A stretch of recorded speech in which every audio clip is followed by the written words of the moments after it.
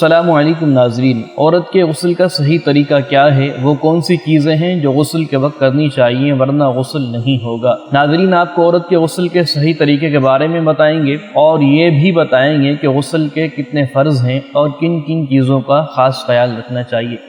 اس بارے میں ساری تفصیل جانیے ہماری آج کی اس ویڈیو میں۔ اس سے پہلے ہمارے چینل کو سبسکرائب کر لیں تاکہ اس طرح کی مزید معلومات آپ کو ملتی رہے۔ معزز ناظرین، غسل کے طریقہ کار سے پہلے غسل کے فرائض جان لیتے ہیں تاکہ یہ جو ضروری چیزیں ہیں وہ سب سے پہلے آپ کو معلوم ہو جائیں۔ غسل کے 3 فرائض ہیں۔ نمبر 1 کلی کرنا، نمبر 2 ناک میں پانی چڑھانا، نمبر 3 تمام ظاہری بدن پر پانی بہانا۔ اب ان تینوں کا طریقہ کار کیا ہے، کلی کس طرح کرنی ہے، ناک میں پانی کیسے چڑھانا ہے، سارے بدن پر پانی کیسے بہانا ہے، اس کی تھوڑی تفصیل جان لیتے ہیں۔ کلی کرنے کا طریقہ کار یہ ہے کہ منہ میں تھوڑا سا پانی لے کر پچ کر کے ڈال دینے کا نام کلی نہیں، بلکہ منہ کے ہر پرزے، ہر گوشے، ہونٹ سے حلق کی جڑ تک ہر جگہ پانی بہہ جائے۔ اسی طرح داڑھوں کے پیچھے، گالوں کی تہ میں، دانتوں کی کھڑکیوں اور جڑوں اور زبان کی ہر کروٹ پر، بلکہ حلق کے کنارے تک پانی بہہ جائے۔ روزہ نہ ہو تو غرغرہ بھی کر لیجئے، سنت ہے۔ دانتوں میں چھالیا کے دانے یا بوٹی کے ریشے وغیرہ ہوں تو ان کو چھڑانا ضروری ہے۔ ہاں، اگر چھڑانے میں نقصان کا اندیشہ ہو تو معاف ہے۔ غسل سے قبل دانتوں میں ریشے وغیرہ محسوس نہ ہوئے اور رہ گئے، نماز بھی پڑھ لی، بعد کو معلوم ہونے پر ان کو اگر چھڑایا تو پانی بہانا فرض ہے۔ پہلے جو نماز پڑھی تھی وہ ہو گئی۔ جو ہلتا دانت مسالے سے جمایا گیا یا تار سے باندھا گیا اور تار یا مسالے کے نیچے پانی نہ پہنچا تو معاف ہے۔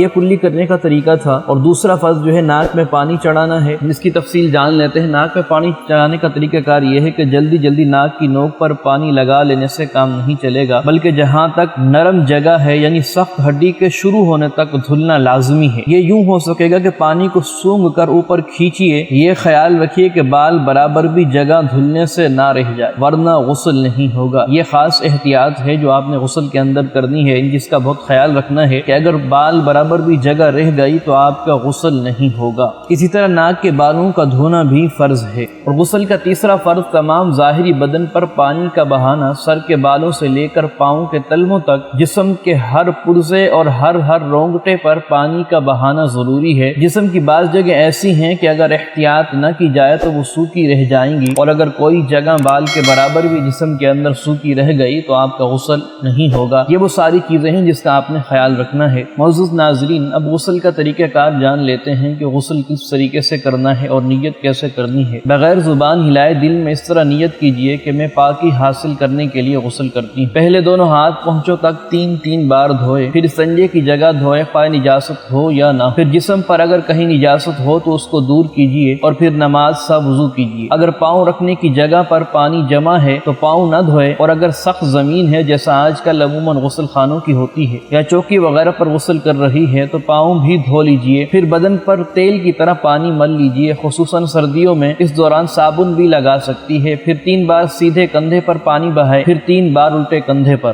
پھر سر پر اور تمام بدن پر 3 بار، پھر غسل کی جگہ سے الگ ہو جائے۔ اگر وضو کرنے میں پاؤں نہیں دھوئے تھے تو اب دھو لیجئے۔ سطر کھلا ہو تو قبلے کو منہ نہ کرنا چاہیے اور تہ بند باندھے ہو تو کوئی حرج نہیں ہے۔ تمام بدن پر ہاتھ پھیر کر مل کر نہائے، ایسی جگہ نہائے کہ کسی کی نظر نہ پڑے۔ دوران غسل کسی قسم کی گفتگو مت کیجیے۔ نہانے کے بعد تولیہ وغیرہ سے بدن صاف کرنے میں کوئی حرج نہیں ہے۔ نہانے کے فوراً بعد کپڑے پہن لیجئے، اور اگر مکروہ وقت نہ ہو تو 2 رکعت نفل ادا کرنا بھی سنت ہے۔ ہماری آج کی اس ویڈیو میں آپ نے غسل کے طریقہ کار کو جانا، غسل کے فرائض کو جانا اور کن چیزوں کا خاص خیال رکھنا ہے ان کو بھی آپ نے جان لیا۔ اس طرح کی مزید معلومات حاصل کرنے کے لیے ہمارا چینل سبسکرائب کر دیں۔ ویڈیو اچھی لگی ہو تو لائک اور شیئر ضرور کیجیے۔